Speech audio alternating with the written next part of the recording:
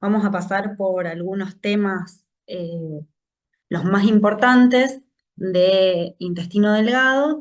La idea es que ustedes pues, lo puedan profundizar con el estudio en el desde el libro para poder trabajar en los prácticos y también recuerden que van a tener la evaluación relacionada a estos temas, así que la idea justamente es que esto les sirva de disparador para leer.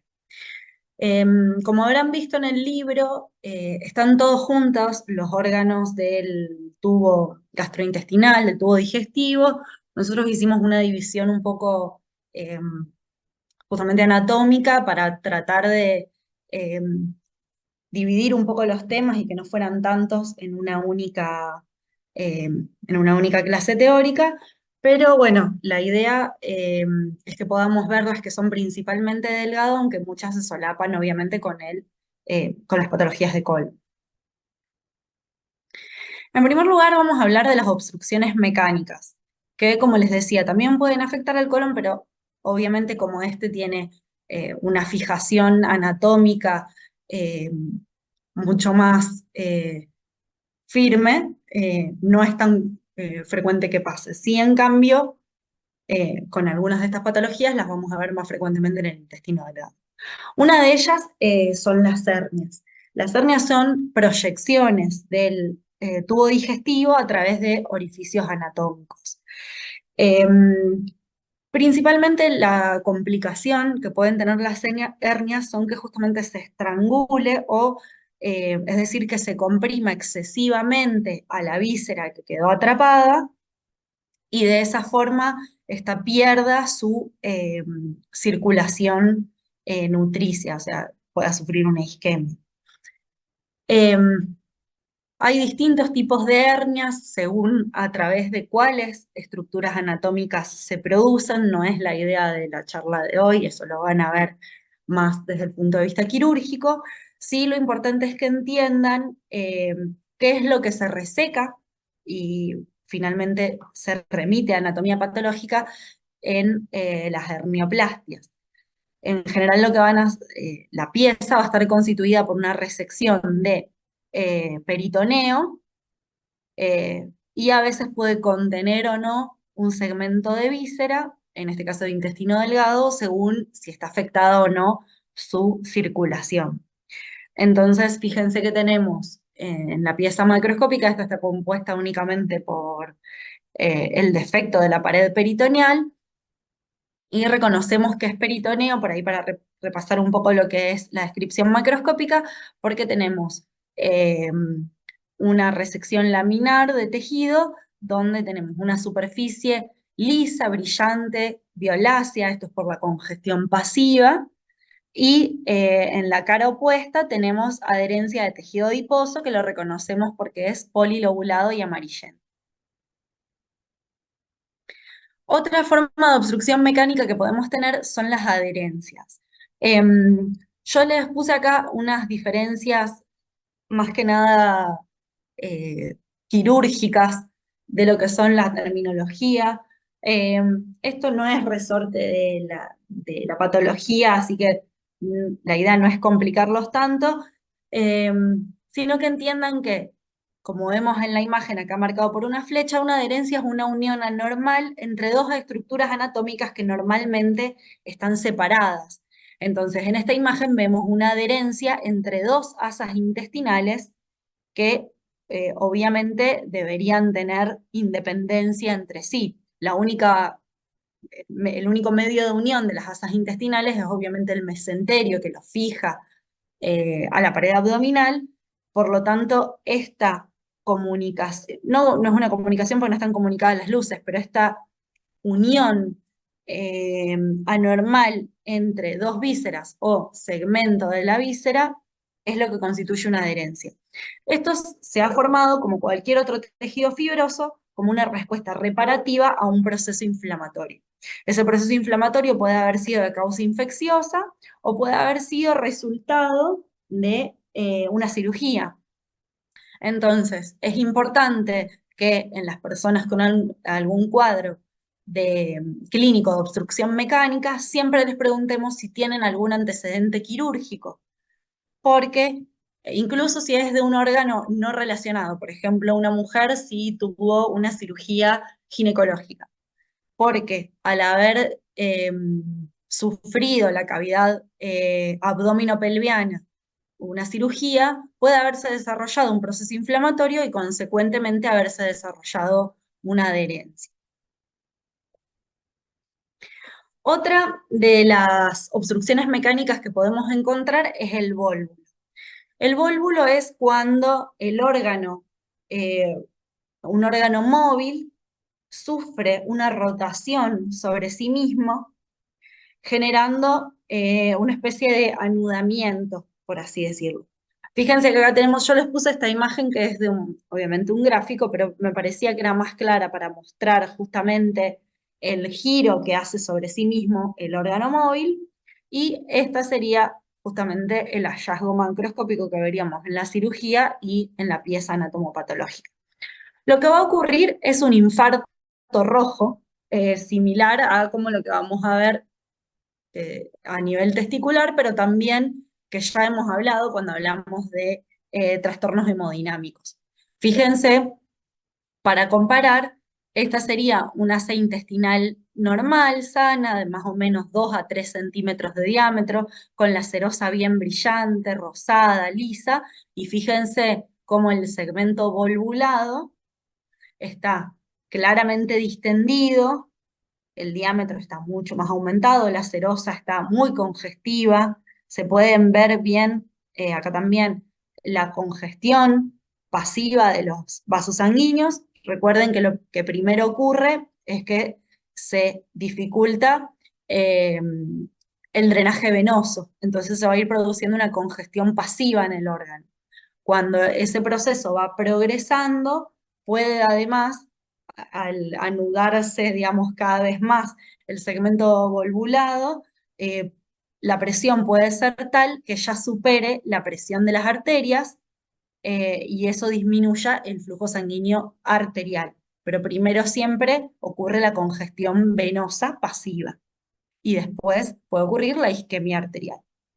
Obviamente que de no corregirse esta volvulación, este infarto rojo ya se desarrolla y en esa situación habría que hacer la resección completa del segmento afectado porque justamente al infartarse ya hubiera perdido su viabilidad.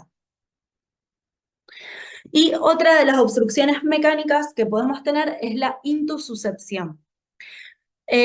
Siempre es difícil por ahí un poco imaginarse este proceso, pero me pareció que este esquema, si bien es también muy simple, sirve eh, para verlo de forma más clara. Es como lo que ocurre cuando uno se saca mal una prenda de ropa como un buzo y la manga queda doblada dentro de sí mismo. Lo que ocurre es que hay un segmento que ingresa eh, y se repliega y entra al segmento intestinal distal. Es como si fuera como un telescopio, se cierra y se mete sobre sí mismo. Eh, Acá vemos la imagen a la derecha de cómo lo veríamos, lo encontraríamos a nivel eh, quirúrgico, pero lo importante es que entiendan eso, que hay una parte que entra a el segmento distal. Esto en general ocurre en dos situaciones. Una es en la etapa del recién nacido, lactante, en las primeras semanas de vida, por trastornos de la motilidad, que se puede diagnosticar y a su vez también resolver con un colon por enema. Es decir, al instilar contraste dentro del tubo digestivo o a veces en otras situaciones aire, según cuál sea la situación, para ver dónde está la obstrucción, a veces ese movimiento mecánico de llenado de la luz intestinal ayuda a desobstruir la intususcepción y se libera el segmento. Y la otra situación que ocurre principalmente en adultos es que en el segmento entrante, es decir, el que se mete o sea, el proximal que se mete hacia el distal, haya una estructura que tironee de la pared del segmento. Por ejemplo, un pólipo, ¿sí? Entonces, un pólipo, un tumor, que actúen como cabeza de intususcepción y vayan justamente al el tránsito intestinal, al moverse en este sentido, al progresar en este sentido, arrastra la cabeza de un pólipo, por ejemplo, y eso va haciendo que el pólipo, sobre todo si es pediculado, arrastre, traiga consigo la pared intestinal en la que está asentado y se invagine un segmento dentro del otro. Esto puede ocurrir, por ejemplo, también entre intestino delgado que puede invaginarse hacia adentro del ciego. Entonces puede ser a veces también entre esos dos órganos. Bien. Luego tenemos lo referido a la patología isquémica, que también es relacionado con lo que ya hemos visto en los trastornos hemodinámicos cuando hablamos de los infartos. Dijimos que los infartos intestinales son en general infartos rojos por la circulación dual que tiene el intestino. Pero no solo, digamos, pero las causas que pueden llevar a estos infartos o, digamos, a la patología isquémica en general son, los podemos clasificar en dos grandes grupos. Cuando hay oclusión de la circulación o cuando no hay una oclusión y la causa es una caída de la presión arterial media en todo el organismo. Las causas oclusivas son las que ya hemos hablado también en ese, eh, digamos, en ese capítulo previamente. Tenemos los émbolos y los trombos. Los émbolos sabemos que son estructuras que se han desprendido de otro sitio del árbol circulatorio y migran, viajan con el torrente sanguíneo hasta ocluir un vaso sanguíneo, en general de menor calibre con respecto al sitio en el que se forman.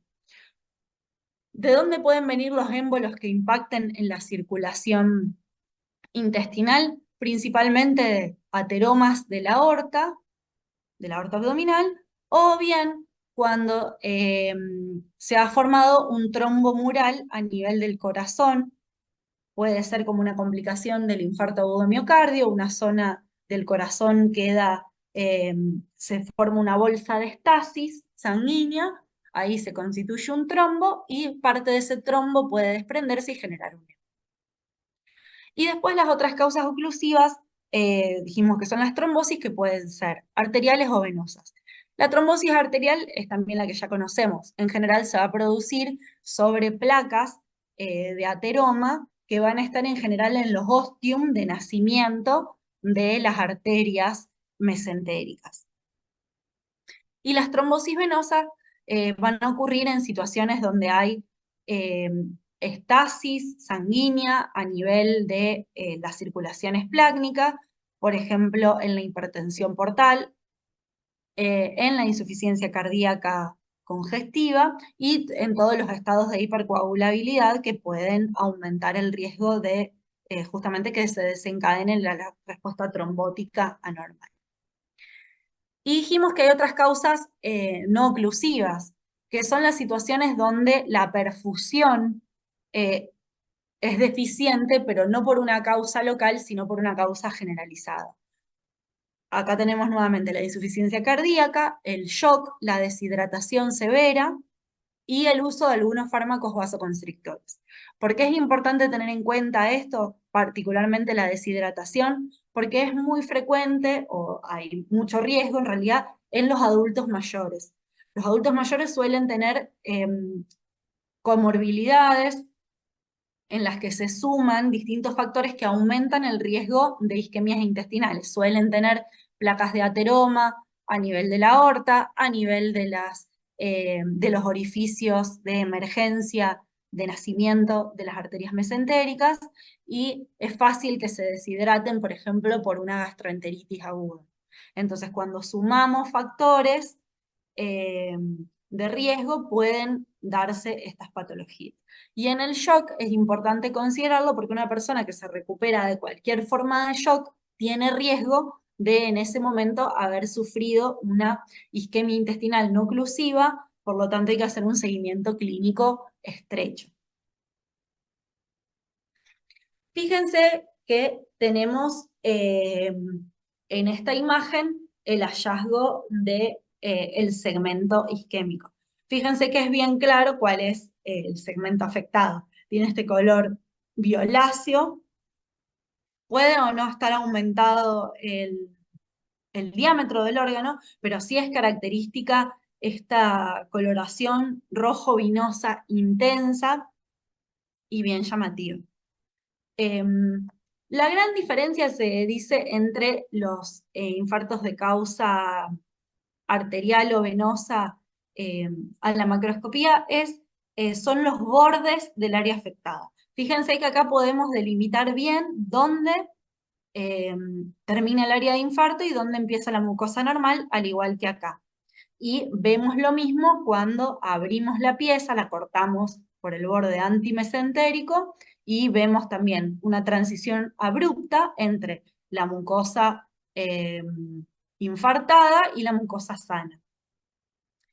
Esto es característico de los infartos arteriales, ¿sí? Es bien neta la división. En cambio, en los de causa venosa va a ser más difuso el borde de transición entre la mucosa afectada y la mucosa sana. Fíjense que vemos la mucosa claramente congestiva, hiperémica, que toma este color casi negro después de la fijación con formol. Nuevamente, no son patologías que tengan quizá grandes hallazgos a la anatomía patológica, pero sí que tienen grandes repercusiones a nivel clínica para los pacientes, incluso digamos, puede llevar con sus complicaciones a la muerte, por eso es importante que las conozcan y entiendan cómo son las causas que las pueden desencadenar. Y si hacemos un estudio microscópico de esas áreas afectadas, vemos que primero lo que se afecta, en el caso del intestino delgado, van a ser las vellosidades, son las más lábiles, las más sensibles a la isquemia. En cambio, las criptas van a ser las que más resistan dentro de la mucosa. Sin embargo, cuando va progresando la isquemia, se va a producir una lesión total. Primero, no solo de la mucosa, sino también hasta afectar la totalidad de las capas de la pared intestinal, como vemos en la imagen de la derecha, que esto ya sería un infarto transmural, o sea, de todo el espesor de la pared intestinal. Fíjense que también en esta imagen microscópica vemos, acá dijimos que quedaron las criptas, vemos una intensa congestión de los vasos sanguíneos que están llenos de sangre y además vemos hemorragia hacia, en este caso, la submucosa. Bien. Y después vamos a pasar a a un capítulo que está relacionado con los trastornos de la absorción intestinal. No vamos a entrar mucho en detalle en esto, son muchas cuestiones principalmente relacionadas con infecciones, eh, que no las vamos a ver acá porque ustedes las van a profundizar en microbiología, pero sí vamos a ver las cuestiones generales de la fisiopatogenia. La malabsorción la definimos, como lo dice el nombre, como una absorción defectuosa que puede afectar tanto los macronutrientes como los micronutrientes y el agua.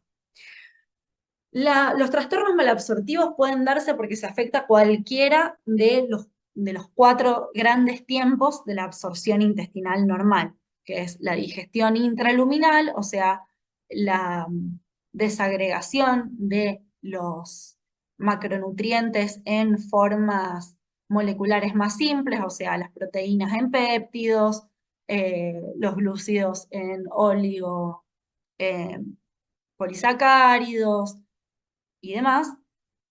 La digestión terminal, que es el proceso que ocurre a nivel del ribete en cepillo, de los enterocitos, de las microvellosidades, donde están ancladas las enzimas que van a justamente terminar de romper esos enlaces y generar y liberar las moléculas más pequeñas. O sea, como tenemos las peptidasas, disacaridasas, etcétera, a este nivel.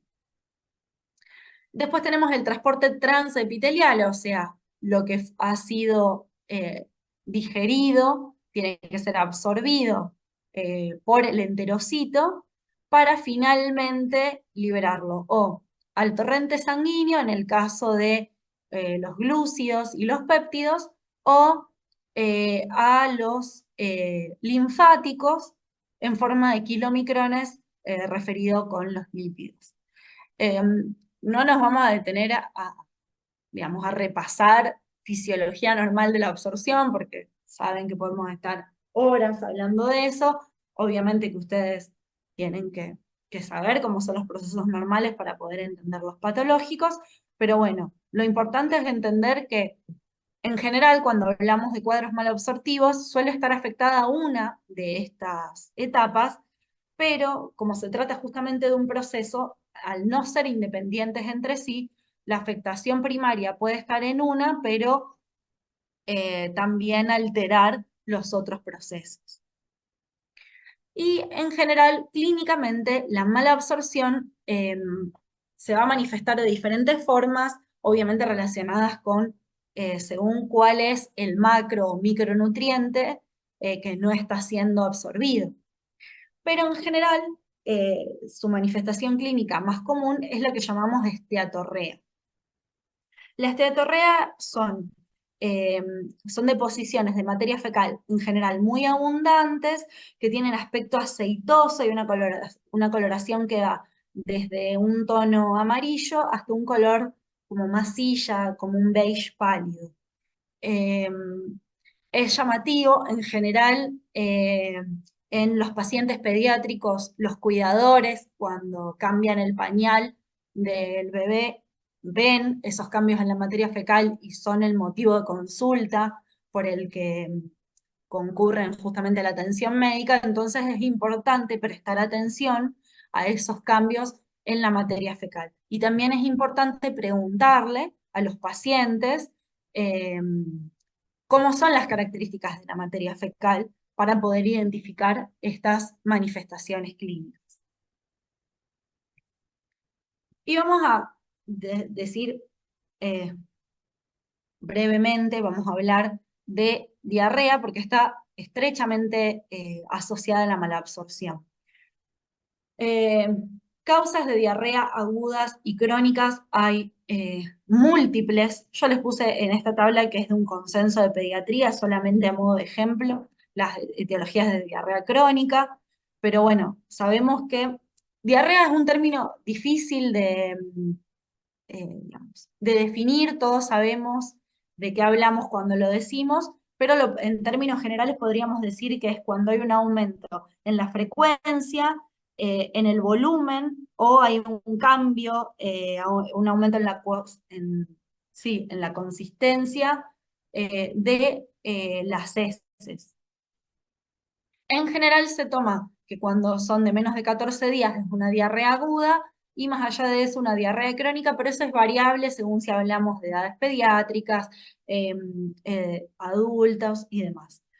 Sabemos, por un lado, que ustedes ya algo están viendo en microbiología, que frecuentemente las causas de las diarreas son infecciosas, que pueden ser por virus, por bacterias, por parásitos, pero también tenemos muchas otras causas de diarrea que no son solo infectocontagiosas, que van desde trastornos enzimáticos, como en la fibrosis quística, eh, hasta alteraciones propias de las estructuras intestinales, pasando por también causas neoplásicas.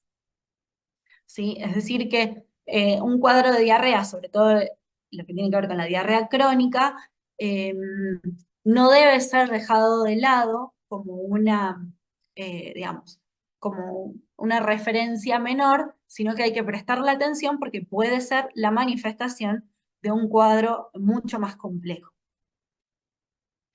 Y según, digamos, el mecanismo fisiopatológico que predomine en el desarrollo de la diarrea, clásicamente se las ha dividido en diarrea osmótica, donde justamente alguna sustancia que no está siendo absorbida en endoluminal, o sea, en la luz intestinal, arrastra por ósmosis agua y eso aumenta el volumen y la fluidez de las heces.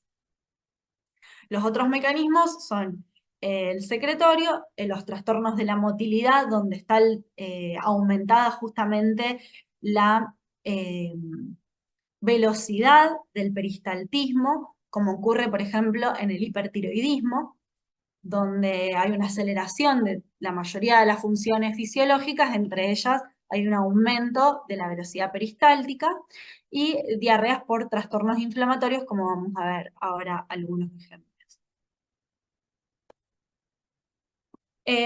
La única que les puse de ejemplo acá dentro de las diarreas infecciosas, porque es la que afecta principalmente el intestino delgado, es la Giardia, Giardia intestinalis, Giardia lamblia, em, que es un parásito, un protozoo, em, que se transmite, digamos, por vía oral, por la contaminación de agua o alimentos, o incluso por fomites, por contacto con objetos, con los quistes de la giardia, que son ingeridos, y al llegar al intestino delgado eh, humano, pueden proliferar y encontrarse en su forma activa, que son los trofozoitos. Estos trofozoitos son los que podemos ver en una biopsia de intestino delgado. Fíjense que estos son los enterocitos, o sea, las células intestinales normales, y estas estructuras que tienen esta forma como eh, de hoja, son los gérmenes de Giardia. Em, Puede generar un cuadro de diarrea aguda y también un cuadro de diarrea crónica, a veces en personas que se hace una biopsia duodenal por otras causas, como vamos a ver después, por ejemplo, de enfermedad celíaca, se encuentra en realidad colonización por los trofozoitos de Giardia. Por eso es importante que ustedes siempre que soliciten un estudio biópsico, escriban, remitan al patólogo todos los datos clínicos que sean de jerarquía y no un único diagnóstico, porque eso a veces puede, digamos, reducir las posibilidades de que el patólogo pueda identificar otras alteraciones. Pero esas se las puse principalmente, como les decía, porque afecta el intestino delgado, es muy frecuente en nuestro medio la giardia, y además me parecía importante que pudieran ver que si bien los diagnósticos son microbiológicos, a partir del coprocultivo, o sea, del cultivo de la materia fecal, a veces como hallazgos eh, en los estudios histopatológicos podemos identificar los gérmenes. Obviamente que si estamos frente, por ejemplo, a un niño con sospecha de giardiasis, con una diarrea crónica, no vamos a iniciar su estudio con una biopsia intestinal. Esto sería si estamos haciendo la biopsia por otra causa o si el cuadro no está mejorando o hay otras alteraciones. Pero bueno, a veces se pueden encontrar y por eso también se los puse. Y también sirve a veces para ver un poco la relación, porque estudiamos tanto por ahí los microorganismos eh, de forma individual y los tejidos por otra parte, y así, de esta forma, por ahí les puede quedar más clara la relación que tienen el tamaño los trofozoitos, en este caso de Giardia, en comparación con una célula intestinal. Bien, ¿alguna duda hasta acá?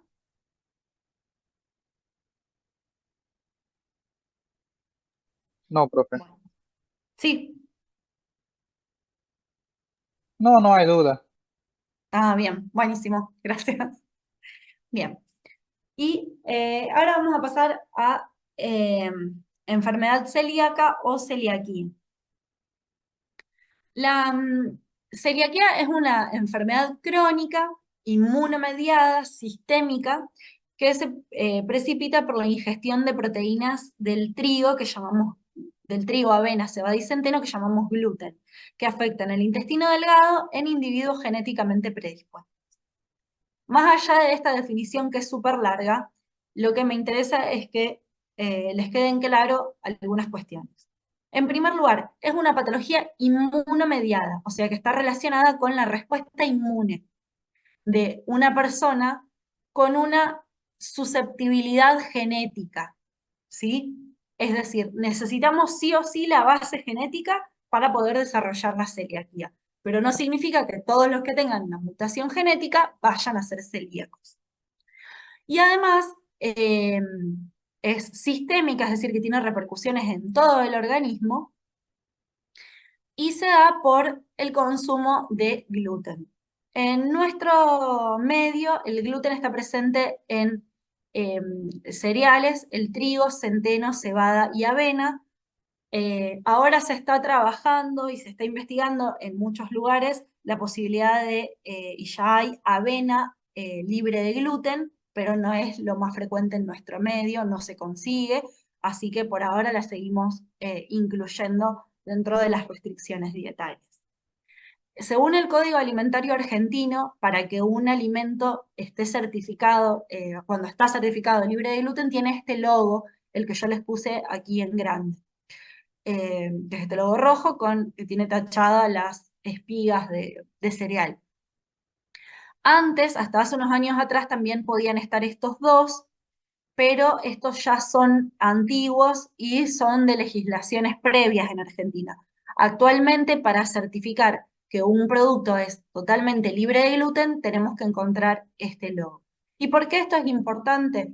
Porque si sabemos que lo que precipita a la patología es el contacto con el gluten, lo que vamos a tener que indicarle a la persona, al paciente al que le diagnostiquemos celiaquía, va a ser que no tenga más contacto con gluten. Y eso va a implicar no solo cambios en la dieta, o sea, no comer ninguna de estas cosas, sino también lo tenemos que tener en cuenta, por ejemplo, en la prescripción de medicamentos. La mayoría de los medicamentos viene certificado con el logo de si tienen TAC o no, pero también algunos productos cosméticos, algunas cremas, eh, pueden tener eh, proteínas de cereales y eso puede desencadenarle una respuesta inmunomediada a las personas celíacas. Entonces, es importante que como profesionales de la salud podamos identificar eh, las sustancias con las que pueden tener contacto, ¿no?, las personas celíacas. Para, digamos, para armar esto, yo usé la última guía que hay de consenso del Ministerio de Salud de Argentina. Esto no es para que la vean ahora, es para el manejo clínico, pero la última guía fue de 2017. Se estima que en Argentina el 1% de la población tiene enfermedad celíaca, entonces estaríamos hablando de 450.000 personas celíacas, o sea, cerca del 500.000 de habitantes en nuestro país tienen celiaquía, entonces no es una patología rara o infrecuente. En las últimas décadas se viene diagnosticando cada vez más porque los profesionales de la salud estamos más entrenados en identificar las distintas formas en las que se puede manifestar la enfermedad. Y con respecto a esto, no vamos a entrar en detalle porque es justamente más del manejo clínico, pero sí es importante que sepan que hay formas, la forma sintomática clásica, o sea, la que clásicamente hemos llamado como manifestaciones de la celiaquía, formas no clásicas que tienen algunos síntomas digestivos inespecíficos o síntomas en otros órganos del cuerpo que también son inespecíficos, como por ejemplo, no sé, trastornos en la piel, las formas asintomáticas, o sea, en las que la persona no tiene síntomas, pero tiene los otros parámetros de diagnóstico, y bueno, y las otras formas refractarias, que es la que no mejora a pesar del tratamiento. Lo importante que conozcan es la forma clásica. La forma clásica es la que se da eh, la mayor parte del tiempo en los niños menores de 2 años. Digamos, según la Organización Mundial de la Salud, se recomienda que la lactancia materna o la lactancia en general sea exclusiva hasta los 6 meses de edad. Y a partir de los 6 meses de vida de los lactantes, se les empiezan a incorporar alimentos semisólidos, en general primero en forma de puré, papillas, y después de a poco los distintos alimentos. Entonces, como en los primeros, entre los 6 meses y los 2 años, se van incorporando los alimentos de la dieta general a la alimentación de las niñas y niños, es en esta etapa donde empiezan a tener contacto con el gluten y ahí pueden empezar con los síntomas de celiaquía. En general, los niños que tienen enfermedad celíaca tienen diarrea osmótica. Esta diarrea que decíamos relacionada con sustancias no digeridas en la luz y que arrastran agua por ósmosis. Entonces es una diarrea voluminosa, muy acuosa. Eso le va a generar obviamente al niño distensión abdominal. En general, en los lactantes lo vamos a ver como que tienen el abdomen abombado. Y como se está produciendo una mala absorción porque hay diarrea y eso aumenta el tránsito intestinal, la velocidad, e impide que se puedan absorber los otros macro y micronutrientes, el niño va a tener pérdida de peso y desnutrición, y con el tiempo va a tener baja talla. ¿Esto qué puede ser? ¿Esto cómo se puede manifestar? Por ejemplo, un niño que venía creciendo bien en altura y en peso hasta los 6, 9 meses, y de repente a esa edad, como empezó a tener contacto con el gluten, empezó a dejar de crecer en altura y empezó no solo a no ganar peso, sino a perder. Eso nos tiene que abrir los ojos y pensar en la posibilidad de enfermedad celíaca. Además, como esta distensión abdominal es dolorosa, es incómoda, el niño puede estar muy irritable, los padres decir que llora mucho, que está incómodo, que se mueve todo el tiempo cuando lo acuestan eh, a dormir, que no encuentra, como que está todo el tiempo buscando posiciones antálgicas, o sea, posiciones en las que les deje de doler el abdomen y no la encuentra. eh, Dormir mal de noche, despertarse muchas veces, no querer comer. Todos esos cambios en el comportamiento del niño también son signos de alarma. Y además, por estos déficits en la absorción de los micronutrientes, pueden haber signos carenciales, o sea, como no hay absorción de vitaminas y minerales, podemos encontrar piel seca, cabello opaco y seco que se quiebra con facilidad, keilitis, o sea, inflamación en las comisuras labiales, en la mucosa, eh, también por eso estomatitis, depapilación de la lengua cambia el aspecto y parece que no tuviera papilas gustativas, pero en realidad es que está inflamada. Es decir, estos serían como los síntomas clásicos, pero después podemos encontrar síntomas no clásicos, dijimos digestivos inespecíficos. Una persona que cada tanto tiene unos episodios, un par de días de diarrea y después tiene deposiciones normales, otros días que alterna con constipación, un dolor abdominal inespecífico, sensación de distensión abdominal después de comer, cambios que por ahí son más frecuentes en adultos. Cuando la enfermedad celíaca aparece o se dice que debuta por fuera de la infancia, suele manifestarse generalmente de formas no clásicas. Entonces, eh, es importante tener en cuenta siempre la posibilidad de la enfermedad celíaca como eh, diagnóstico diferencial en muchas patologías cutáneas, endocrinológicas eh, y obviamente digestivas. ¿Sí? Pero lo importante es que sepan bien cómo es la forma clásica de la infancia. Y para poder hacer el diagnóstico, si estamos frente a un paciente que tenía estos síntomas y tenemos una fuerte sospecha de enfermedad celíaca, lo primero que tenemos que hacer es el dosaje de los anticuerpos. Dijimos que es una enfermedad inmunomediada, entonces tenemos que buscar los anticuerpos que están mediando esta respuesta inflamatoria. En nuestro país lo que se solicita es el anticuerpo antitransglutaminasa, que es una inmunoglobulina de tipo A.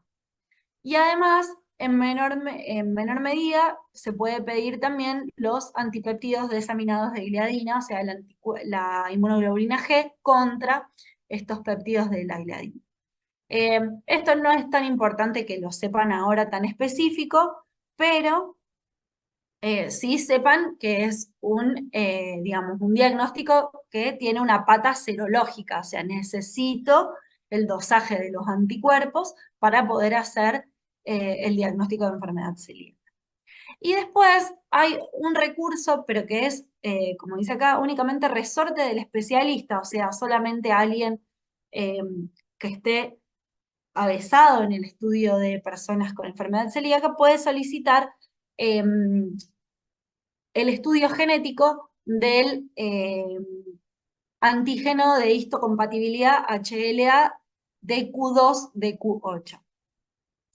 Esto obviamente no se hace de rutina y es solamente en situaciones donde los otros métodos diagnósticos eh, no son definitorios y la sospecha clínica es muy alta y se necesita certificarlo o no. Pero sepan que existe y en algunas situaciones lo podemos requerir. Y finalmente, pedimos, o sea, estamos frente al cuadro clínico que nos da la sospecha, pedimos los anticuerpos, estos dan positivos, el siguiente paso es hacer la biopsia intestinal, principalmente de duodeno. ¿Por qué? Porque dijimos que, volviendo a la definición, este trastorno inmune, la afección va a estar a nivel del intestino delgado. Entonces tenemos que ir a ver justamente cómo está el intestino delgado.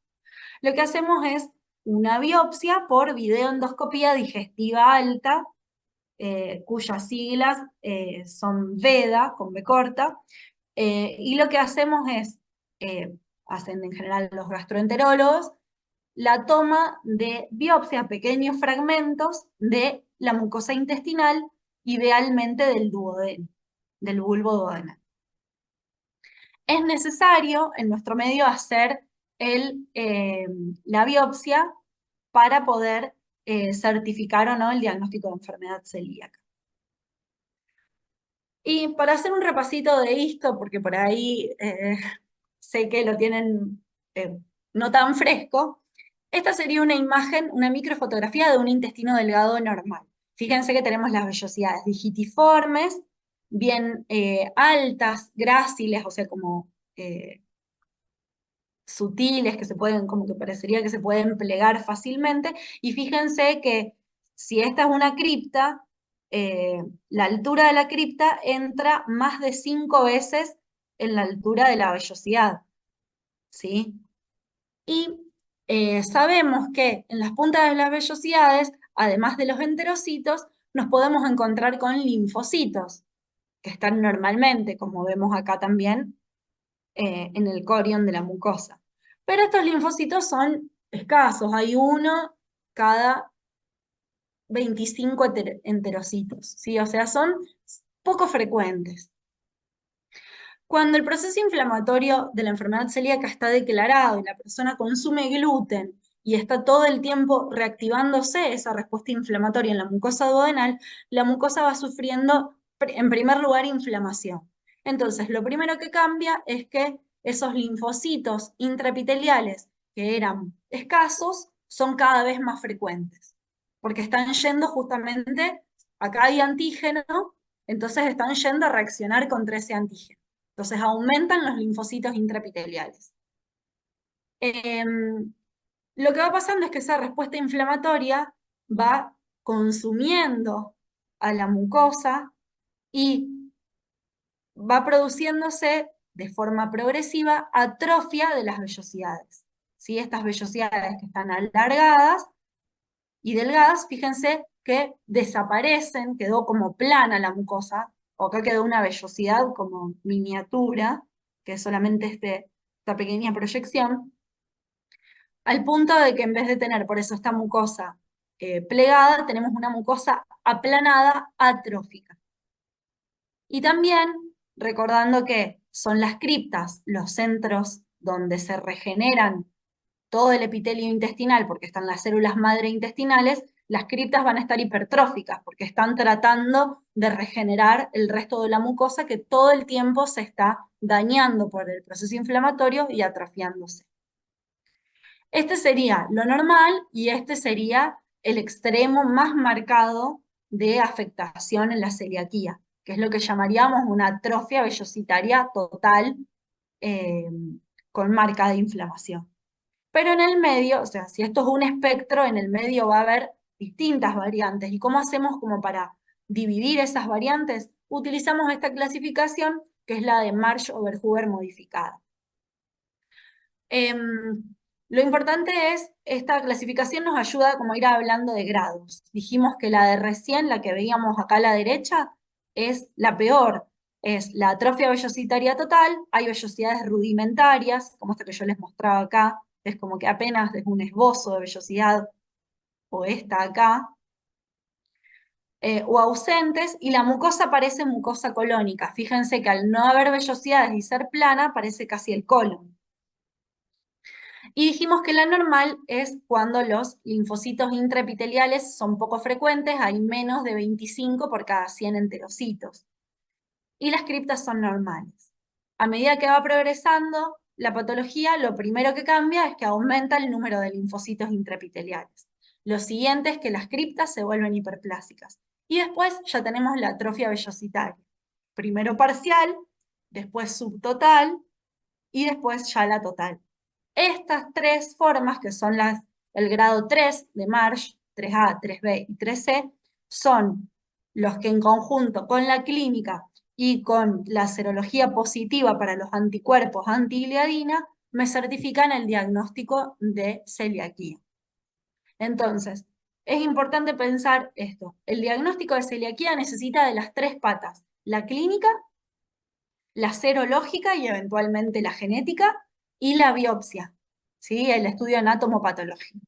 Entonces necesito las tres patas para sostener el diagnóstico. Como les decía, es una patología con gran repercusión en la vida de la persona. Fíjense que puede llevar baja talla, bajo peso, desnutrición, eh, y muchos problemas asociados. Y como dijimos, si casi 500.000 de personas en nuestro país la tienen, no es una enfermedad rara, así que la tenemos que pensar para diagnosticarlo. Y por suerte, en comparación con otras patologías de las que hemos hablado, el diagnóstico es no tener contacto con algunas cosas. No necesita de tratamiento farmacológico ni quirúrgico, ¿sí? Es la indicación de la dieta y de no tener contacto con el gluten. Entonces, una persona que puede tener un montón de síntomas y gran afectación, con hacer una dieta restringiendo algunos alimentos, puede tener una vida normal, y no tener más sintomatología por la celiaquía. ¿Por qué es importante? Fíjense esta situación de atrofia. Si la persona no hace la dieta libre de gluten, va a estar en continua atrofia su mucosa duodenal. ¿Y esto qué implica? Que va a estar con alto riesgo de desnutrición, porque esta mucosa no es absortiva, no hay vellosidades para absorber, está aplanada, está atrófica. Y además, todo este proceso inflamatorio continuo, con tanta replicación de linfocitos en esta zona, aumenta el riesgo de desarrollo de linfoma intestinal, ¿sí? Lo que llamamos linfoma MALT, el linfoma eh, del tejido linfoide asociado a mucosas. Entonces, no es una patología para dejar pasar como, ay, bueno, si come un poco de gluten que solamente va a tener diarrea y malestar abdominal y listo, sino pensar en todas las repercusiones que puede tener si la persona no hace correctamente la dieta. Si la cumple, puede tener una vida normal, pero de no cumplirla hay riesgo de desarrollo de otras patologías y complicaciones. ¿Alguna duda de enfermedad celíaca? ¿O algo hasta acá? Bueno, y vamos con la última parte, que es enfermedad inflamatoria intestinal. Esto es como que sería algo más para ver en relación a patología colónica, pero como por ahí en colon ya tienen bastante carga de temas, lo vamos a ver acá de forma muy general. Eh, Enfermedad inflamatoria intestinal digamos, es una condición crónica muy compleja que resulta de la interacción de la inmunidad de un huésped genéticamente predispuesto en contacto con la microbiota intestinal, lo que antes se llamaba la flora intestinal, eh, que llevan a la activación de una respuesta inmune de la mucosa intestinal. Fíjense que antes cuando hablábamos de celiaquía, hablábamos también de un huésped genéticamente predispuesto que tenía contacto con la proteína del gluten. Acá estamos hablando que tiene contacto con microbiota intestinal. No nos vamos a detener en todo esto, sí es importante conocer que hay factores que están muy relacionados con el ambiente y con la dieta. Fíjense que figura en varios lugares la dieta rica en grasas, eh, como trastorno que aumenta el riesgo de enfermedad inflamatoria intestinal, eh, y los trastornos de la microbiota, lo que ahora está mucho en estudio, la disbiosis, es decir, los trastornos en el equilibrio normal de la flora intestinal. Justamente como está tan relacionado con la microbiota, la enfermedad inflamatoria intestinal tiene una distribución epidemiológica particular. Es más común en el mundo occidental, con dietas justamente ricas en grasas, pero con la globalización en las últimas décadas, como están cambiando los patrones de alimentación en el mundo, digamos, se va expandiendo también su presencia en otros sitios donde antes no era tan común. Dentro de este, digamos, espectro tenemos dos entidades. Por un lado la colitis ulcerosa y por el otro la enfermedad de Crohn. Es importante que sepan bien las diferencias, por eso yo hoy les puse solamente lo general, para que no entremos en súper detalles que los mareen y nos quedemos con lo importante. La colitis ulcerosa, lo dice el nombre, es colitis, o sea, inflamación del colon. Fíjense que acá está en el esquema, e inicia en el recto y va teniendo un compromiso continuo y ascendente, es decir, va avanzando recto, sigmoides, descendente, transverso, ascendente hasta llegar al cielo. Así progresaría empezando en el recto, iría avanzando así la enfermedad. En general, la colitis ulcerosa es una patología de afectación de la mucosa y la submucosa.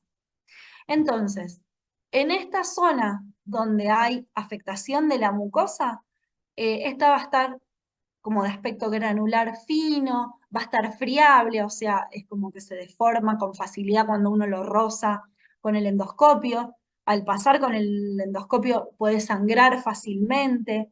También con el paso de la materia fecal sangra fácilmente esta mucosa, por eso la persona suele tener sangrado con la materia fecal y eso puede llevar a que desarrolle anemia.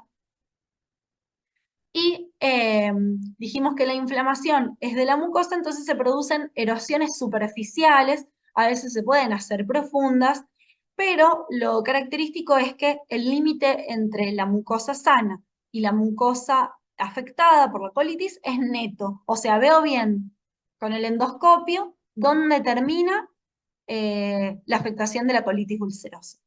Y entonces, si yo quisiera eventualmente resolver la colitis ulcerosa, que obviamente sería el último recurso, podría ser una colectomía total, o sea, resecar la totalidad del colon del paciente y ya, como no hay sustrato histopatológico, no hay más enfermedad.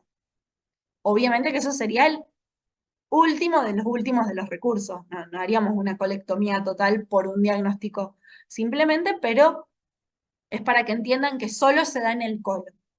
Y por el otro lado tenemos la enfermedad de Crohn. La enfermedad de Crohn es una patología que en realidad puede afectar cualquier área del tracto gastrointestinal. Predomina principalmente en lo que está marcado acá, en el ilion terminal, en la válvula ileocecal y en el ciego, pero puede afectar distintos sectores del colon y distintos sectores del intestino delgado. La enfermedad de Crohn se caracteriza, así como habíamos dicho que la colitis ulcerosa es como que va avanzando y es continua, fíjense que esta es, digamos, es saltatoria. Se dice que es un compromiso segmentario y asimétrico, ¿sí? En distintos, se va afectando de distintas formas, generando lo que se conoce como un compromiso parcheado, ¿sí? Hay un parche acá de lesión, acá hay otro, acá en esta asa del delgado hay otro, y así. En general, el recto está preservado, a diferencia, fíjense, de la colitis ulcerosa, que dijimos que iniciaba en el recto. Em, en general, acá sí lo que hay es afectación del ano o de la región perianal, pero no así del recto, con más frecuencia. La enfermedad de Crohn, a diferencia de la colitis ulcerosa, que dijimos que en la colitis ulcerosa lo que está inflamada es mucosa y submucosa, la enfermedad de Crohn afecta con el tiempo todas las capas del colon, todas las capas del intestino, ¿sí? Entonces afecta mucosa, submucosa, muscular propia y serosa. Entonces, va a llegar un momento donde toda la pared del tubo digestivo afectado va a estar completamente alterada por la inflamación. Entonces, son distintas las lesiones anatomopatológicas que vamos a encontrar. Acá dijimos que veíamos como que la mucosa era como granular fina y friable y que sangraba fácil. Acá, en cambio, vamos a ver como áreas más irregulares que le dan un aspecto de empedrado, como si fuera una calle de adoquines, ¿sí? Como áreas cuadradas o irregulares bien groseras. Y además se producen en general abscesos crípticos que llevan a la ulceración de la mucosa, con esta formación de úlceras, que empiezan siendo aftoides, para después ir creciendo y hacerse serpiginosas, o sea, serpenteantes. Eh, y finalmente el proceso inflamatorio monta una forma de respuesta granulomatosa de la inflamación crónica específica, formando un granuloma no caseificante. Acuérdense que los dividíamos a los granulomas en caseificantes y no caseificantes. Este sería no caseificante. ¿Sí? Entonces estas son las dos grandes formas de la enfermedad inflamatoria intestinal con respecto a sus afectaciones. Para ver cómo se ven estas estructuras, la colitis ulcerosa, dijimos que lo que hay son erosiones superficiales, en general primero, fíjense que esta es la superficie de la mucosa intestinal y está llena de neutrófilos que están afectando la mucosa, y lo que se forma por los intentos de la mucosa de regenerarse son pseudopólipos inflamatorios. Y esto es característico de la colitis ulcerosa. En cambio, en la enfermedad de Crohn dijimos que la afectación es transmural. Entonces tenemos afectada la mucosa, la submucosa y la muscular propia. Y fíjense que acá, y a nivel de la serosa o subserosa, ya se ve lo que vemos acá en mayor aumento, que es un granuloma. ¿Sí? Fíjense que no tenemos centro de necrosis caseosa, pero sí tenemos el granuloma compuesto por los histiocytos y la corona de linfocitos que lo rodea. Y esto es lo característico de la enfermedad de Crohn, los granulomas no caseificantes. ¿Cómo se manifiestan clínicamente la enfermedad inflamatoria intestinal? Principalmente con forma de diarrea. Dijimos que en la colitis ulcerosa es común el sangrado, entonces suele ser diarrea con sangre. Pero también es importante que sepan que estas dos patologías, como son patologías inmunes, van a tener también una repercusión sistémica. Y en general las personas tienen manifestaciones en otros órganos, como por ejemplo artritis, eh, a veces pueden tener vasculitis, también inflamación de la uvea, formando una uveitis. Es decir, no solo vamos a tener manifestaciones gastrointestinales, sino también enfermedades, o sea, manifestaciones extra digestivas. No vamos a hablar de tratamiento, pero el tratamiento sería usar inmunomoduladores para que justamente mejoren o cambien la forma en que se está montando esta respuesta inflamatoria. Finalmente llegaríamos a la inmunosupresión, es decir, deprimir totalmente el sistema inmunológico para que no pueda montar ninguna respuesta inflamatoria, entre ellas la que genera la enfermedad inflamatoria intestinal, pero obviamente eso para el paciente es muy riesgoso porque lo pone en mucho riesgo de desarrollo de enfermedades como las que ya estuvimos hablando en los trastornos de inmunidad. Entonces, a veces, en estas situaciones, el tratamiento termina siendo tan peligroso como la enfermedad. Son patologías de muy difícil manejo, pero que se están estudiando cada día más y es importante que las conozcan para poder hacer el diagnóstico preciso y porque son patologías con gran repercusión en la vida de las personas. Y son patologías inmunomediadas, ¿sí? Eso es lo importante en considerar. En general pensamos por ahí, cuando pensamos en enfermedades de la inmunidad, nos cerramos solamente a las alergias o a otras cuestiones, pero pensar en estas patologías también como enfermedades de la inmunidad y acá se, digamos, se conecta con lo que vimos en teóricos anteriores. Por eso es importante que patología lo vayan estudiando siempre integrando los primeros capítulos y temas que vimos al principio de la materia son los que les dan la base para poder comprender las patologías de cada órgano y sistema como venimos viendo en esta parte. Así que bien. ¿Alguna duda? ¿Pregunta?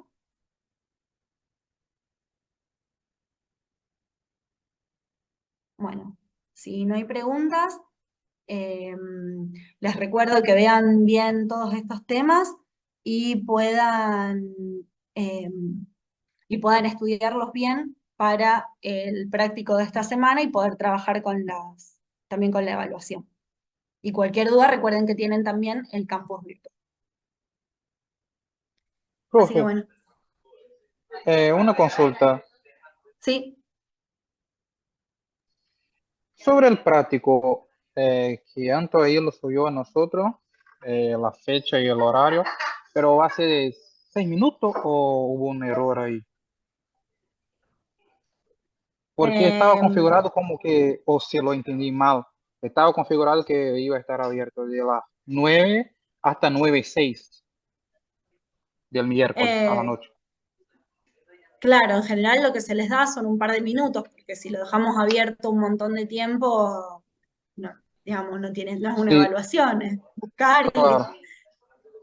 sí, la idea es que ustedes Y, puedan responder, por eso tienen que tener el tema leído, porque si les damos más tiempo, son todas cosas que la pueden buscar en el libro.